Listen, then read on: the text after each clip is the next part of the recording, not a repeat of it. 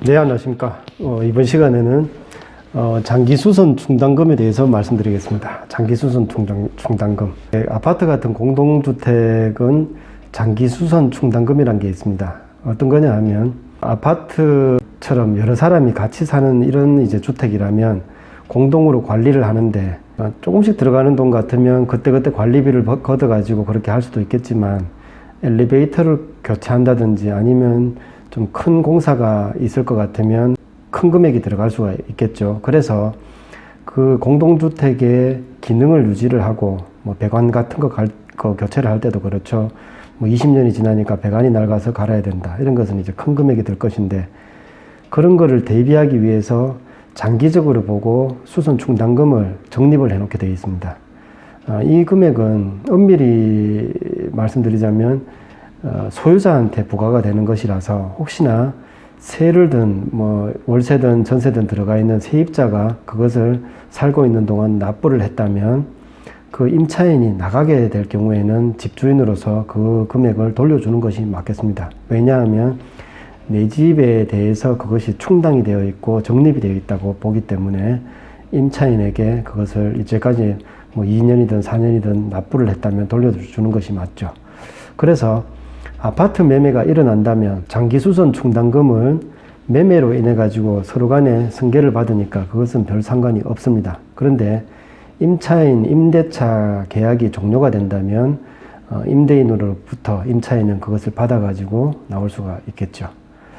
그리고 그 장기수선 충당금 외에 선수관리비 예치금이라는 게 있습니다. 아파트 같은 공동주택이라면 관리비가 이렇게 이제 주기적으로 나갈 수가 있고 그것을 어느 집이 내지 않는다면 다른 집에 피해를 주기 때문에 뭐 한두 달치 정도는 먼저 받아두는 그런 것이죠. 그래서 선수관리비 예치금과 장기수선 충당금은 차이가 있겠습니다. 장기수선 충당금에 대해서 일단 간략하게 말씀드렸는데 거기에 대해서 질문이 어떤 게 있는지 한번 찾아보겠습니다.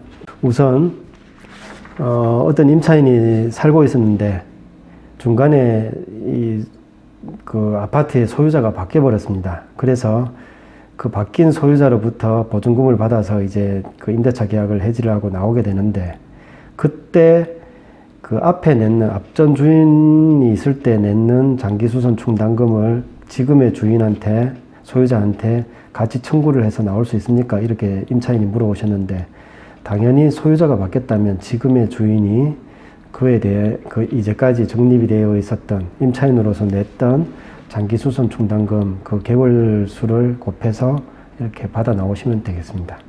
두 번째 질문으로 어떤 빌라에 살고 있는데 집주인이 지금 이제 세가 만료가 돼서 나오려니까 장기수선 충당금을 못 준다고 그럽니다. 어떻게 해야 될까요? 이렇게 물어보셨는데 그 빌라가 18가구가 살고 있다고 그럽니다. 이 이제 법으로 봐서는 300가구 이상의 뭐 공동주택은 장기수선 충당금을 이렇게 적립을 하도록 되어 있다 그러는데 18가구의 그 빌라라 그러면 그 장기수선 충당금을 적립을 하고 있지 않을 수도 있습니다.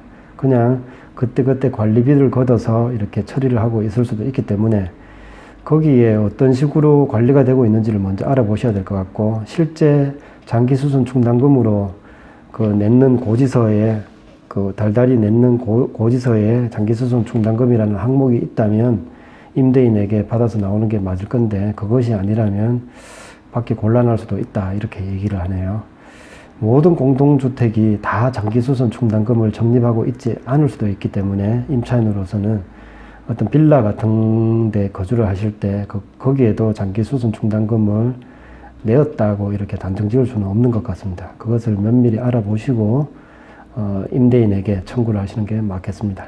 세 번째 질문으로 현재 세입자인데 임차인인데 임대인으로부터 아파트를 매수를 하려고 그럽니다. 그러면 그때 이제까지 살았던 그 임차 기간 동안 그 납부하게 되었던 장기수선 충당금은 받아서 정산을 할 수 있을까요? 이렇게 물어보셨는데 제가 볼 때는 당연히 이제 임차인으로서 납부를 했는 거기 때문에 그 기간 동안은 받아가지고 정산을 하시는 게 맞습니다. 그런데 매매를 하기 위해서 지금의 임대인, 집주인하고 어느 정도 흥정을 했고 그 흥정에 그런 것이 언급이 되었다면 주고받았는 돈에 포함이 되어 있을 수 있으니까 그런 것이 있었는지 없었는지, 그것이 아니라면 뭐 보통의 경우라면 임대인으로서 세를 낳는 기간 동안에 납부되어 있는 그 장기수선 충당금이기 때문에 받아서 이렇게 정산을 하시는 게 맞겠습니다. 네 번째 질문으로, 오피스텔에 살고 있는데 거기에 이제 관리비가 많이 나옵니다.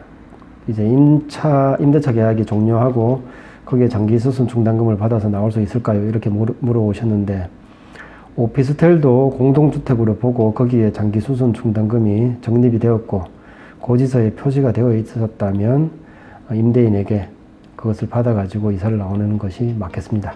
그리고 다섯 번째 질문으로, 어떤 분이 그 전에 각서를 썼답니다. 그 임대인하고 아파트 들어가면서 각서를 쓴 것은 아니고 한번 이렇게 임대 보증금을, 전세금을 올리게 될 기회에 그것을 조금 시세보다 적게 올리면서 각서를 썼는데, 장기수선 충당금은 그동안 납부했는 것은 나중에 이사 나갈 때 반환하지 않는다 하는 각서를 썼답니다. 이것은 어떻게 해야 될까요? 임차인에게 불리한 계약, 일방적으로 불리한 계약은 무효라고 들었습니다. 이렇게 물어보셨습니다. 그런데 여기에 대해서 판례가 있답니다. 각서라는 것은 특별한 이제 효력을 위해서 서로 간에 이렇게 작성을 한 것이라서 그것이 이제 임차인에게 불리하다고 볼 수도 있겠지만 서로가 약속을 했는 것이니까 그것을 지켜야 된다고 이렇게 합니다. 그래서 각서를 써서 임차인이지만 장기수선 충당금을 나중에 받아서 나오지 않겠다고 각서를 썼다면 그것은 이제 그 각서의 효력을 인정을 해줘서 나중에 받아서 나올 수 없다고 그럽니다. 그래서 이런 사례를 봐서 임대인 입장에서는 장기수선 충당금을 돌려주지 않기 위해서 나중에 임차인에게 그런 조건을 걸 수도 있을 것 같고, 그리고 이제 그런 각서를 쓰게 된다면 어느 정도 이제 금전적으로 임차인이 그것을 부담하는 것이 되니까 어떤 흥정에 조금 이렇게 여지가 있을 수도 있을 것 같습니다. 대부분은 아파트 같은 이제 공동주택을 임대차 하면서 거기에 대해서 언급을 하지 않는 것이 관례다 보니까 나중에 임차인이 그것을 받아서 정산을 받아서 나오는 것이 보통이 되겠습니다. 오늘은 장기수선 충당금에 대해서 알아봤습니다. 감사합니다.